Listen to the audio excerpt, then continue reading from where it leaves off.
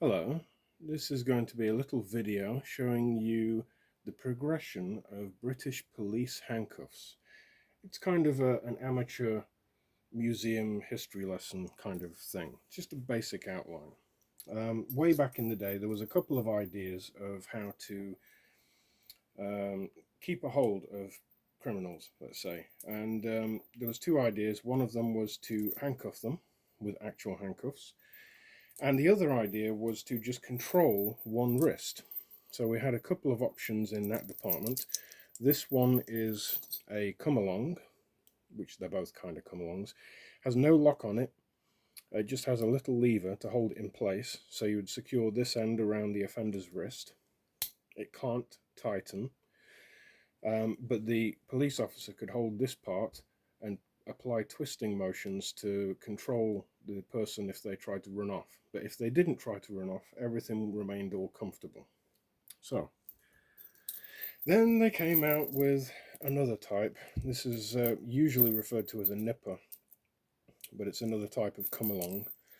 And this would be threaded over the wrist, held in place like that, no locking mechanism again. And while on the wrist, it would be twisted. And as you can imagine, it can be twisted to any amount that you want. So that's very useful for getting the right size on the wrist. But eventually the police were not allowed to use these because the abuse potential was quite extreme, because they can cause an extreme amount of pain. So yeah, they were eventually not allowed for police use. So let's get on to the handcuffs. This is a pair from the late 1800s. They were around from about the mid 1800s onwards, is when they first came out. The hinge would have been a little bit different. Instead of it being a nicely defined hinge like this, it would originally, this part of the shackle would have been longer, and they would thread this end bit through a gap on the locking tube side, and it would be folded back onto itself to make a hinge. They called that a back strap. So this is a bit more modern, from the late 1800s. But the problem with these is it's one size fits all, or maybe one size doesn't fit anybody, because this is a large pair. So for me, that would secure me just fine. But if you've got someone with average sized wrists or even small wrists, good luck. They usually made these in 3 sizes, but you wouldn't really want to be carrying 3 of these around, because you're talking about 400 grams each. So wasn't the most convenient. They were very effective if you had the right kind of wrist to get into them. So they eventually came out once the ratchet had been invented in the later 1800s. They came out with these.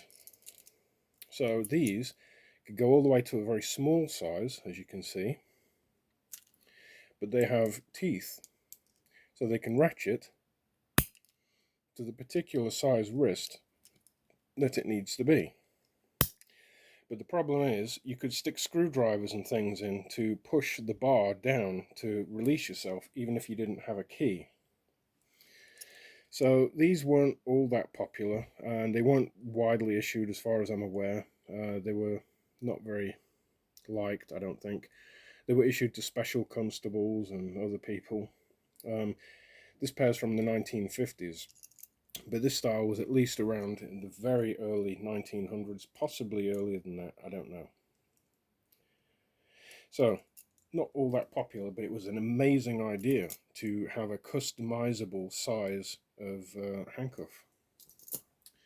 So, the next thing they came out with, and this is just Britain, America already had like nicer things, but then they came out with these, and again, they were staying with the ratchet, so it could be customized to the wrist size. But for whatever reason, they weren't that popular. I can't remember. I think people were picking them easy or something. Whatever the reason was, they wanted something better and nicer. So what they did then is they partnered with an American company, Peerless, and they came out with these. a very modern looking pair of handcuffs. They even take a standard modern key, generally speaking. You can see we've still got a fancy, weird, old style swivel in the middle there. And it double locks at the back, so that's still had the double locking mechanism for safety, which these also had. These are from 1960. Let me just cover. I've already covered the date on the first adjustable ones. So these were kind of in the mid to late 60s, but this is with a partnership with the Peerless company, and it was more expensive to manufacture these. They're made quite nice. There was a little bit of some variations on these. This particular one, I can't remember what specific time period, but they're within the 60s.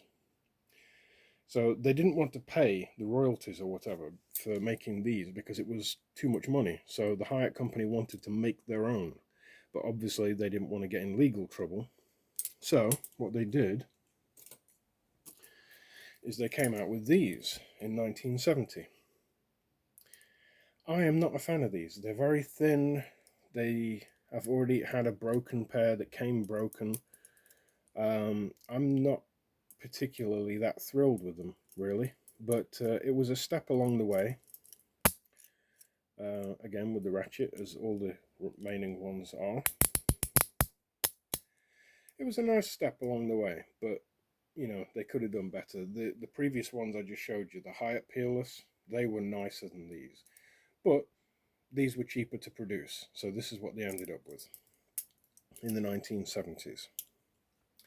So then what they did was, in the 80s, they came out with these. Now these are really, really similar to the very, very, very latest modern ones by the TCH company. Hyatt at a later date became TCH, long story. So these were in 1980. And these are really solid, well-built handcuffs in the modern style. They've got the usual security features. They've got pins either side here and a trough cut out in the bow so that it kind of holds it in place. So if someone was really strong and tried to pull outwards to bend it, the pins here would hold the bow in place. So that was a really good design, and it's the basis really for the modern ones today. But what they did then was they came out with, if I can find it, it's actually these ones right here. These are what you would think of as the modern British Hyatt. So if we compare the 1980 with the 1990s model, I mean, these are called 2010, the model, but this is from the 1990s. They're very similar. I think the 1990s, they are better made. They're nicer than the 1980. But for the 80s, these were really nice. So, in the 1990s, they're basically the same thing as the 1980s, just made a little better. But they're essentially identical, really. So then, some bright spark decided, we could probably get more control over the people that were handcuffed if they were rigid, because with them being a chain, there's a lot of maneuverability. People can slip them over their backside, get them over to the front, and start messing with the locks. So what they did is they came up with an idea to test out if it would be viable to have a rigid handcuff. But instead of making a rigid handcuff, what they did is they came up with special grips. So I have a pair here, a modern pair I can use to show you. This is a modern TCH that I've gimmicked so that they can be opened without a key, but they will do for this little demo. So you can see we've got the keyholes here, right? So if I put this cuff here, like that, and put this cuff here like that, get the chain nice and flat-ish, and put this grip on top, and then you bolt it together with 4 bolts, what you've got is a pseudo kind of rigid handcuff. And here's one I prepared earlier. This is an actual one with the actual model of chain cuffs that would have been installed in here. So just like you've seen, inside of here actually looks like this.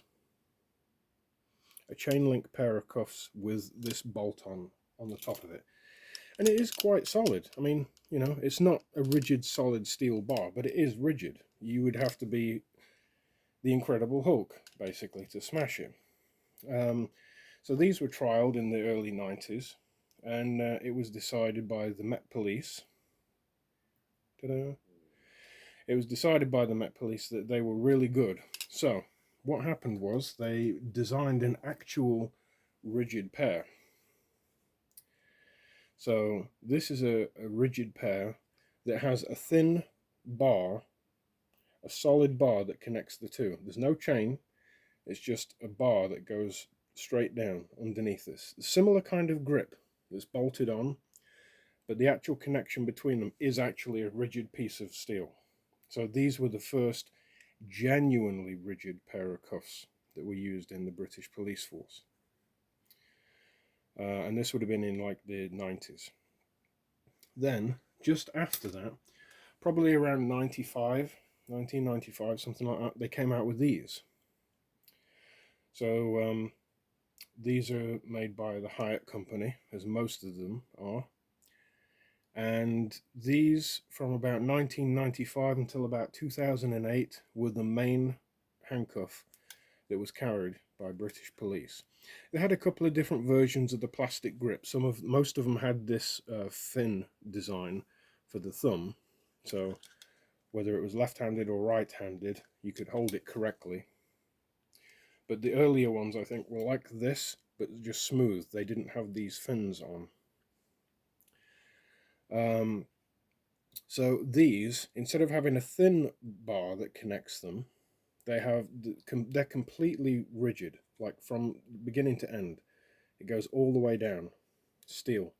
It kind of goes in a little bit, but it's a big slab of steel. So these are the most rigid. Still all the same security features, but these came in the larger wrist size capacity, whereas this style from the 1990s, the chain link, they came in the standard size like this, the 2010 model, and they came in a larger size, which I can't remember the model number, and I don't actually have a pair. But strictly speaking, it's probably a pair that's installed in this.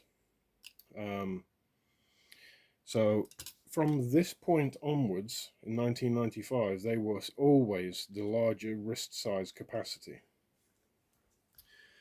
So eventually there was a bit of a hoo-ha with the Hyatt Company in Britain to do with like old slavery times and selling leg irons to countries. So Hyatt eventually sold the business to an American company.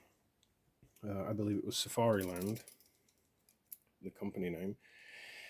And so Hyatt is now actually an American company. It's still going, but it's no longer a British company, and they're not made in Britain.